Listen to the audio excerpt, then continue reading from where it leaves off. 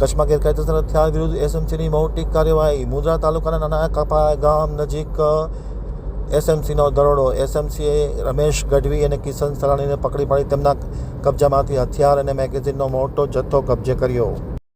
હવે જોઈએ આમતક ન્યૂઝનો એક અહેવાલ. કચ્છમાં ગેરકાયદેસર હથિયાર વિરુદ્ધ એસએમસીએ મોટી કાર્યવાહી કરી હોવાનું બહાર આવ્યું છે. મુંદ્રા તાલુકાના નાના કપા ગામ નજીક હાઈવે પર બાયપાસ પર એસએમસીએ દરોડો પાડ્યો હતો. એસએમસીના દરોડામાં આર્મ્સ એક્ટ હેઠળ દરોડો પાડી 2 શખ્સોની તાકીદે ધરપકડ કરવામાં આવી છે. પોલીસે મુંદ્રાના રમેશ ગઢવી અને કિશન સલાણીને ગેરકાયદેસર હથિયાર સાથે ઝડપી પાડ્યા છે. દરોડા દરમિયાન પોલીસે 2 mm પિસ્તોલ, 2 વધારાના મેગેઝીન, 14 જીવતા કારતૂસ, 3 મોબાઈલ ફોન સહિત 3 લાખનો મુદ્દામાલ કબજે કર્યો છે. જ્યારે આ કેસમાં રાજસ્થાન બાડમેર જિલ્લાના ધનરાજ ચૌધરીને વોન્ટેડ જાહેર કરવામાં આવ્યો છે. એસએમસીની આ કાર્યવાહીથી ગેરકાયદેસર હથિયારના નેટવર્કનો પર્દાફાશ થવાનો મોટી શક્યતાઓ બહાર આવી રહી છે. પોલીસે હથિયાર ક્યાંથી લાવવામાં આવ્યા છે અને તેનો ક્યાં ઉપયોગ કરવામાં આવનાર હોય તે અંગે વધુ તપાસ હાથ ધરી છે. સમગ્ર કાર્યવાહી એસએમસીના પીઆઈ SM જાડેજાના માર્ગદર્શન હેઠળ કરવામાં આવી છે. આમ મુંદ્રા પંથકમાં ગેરકાયદે હથિયારનું એક મોટું નેટવર્ક જે ચાલી રહ્યું છે તેનો પર્દાફાશ થાય તે દિવસો હવે નજીક જોવા મળી રહ્યા છે.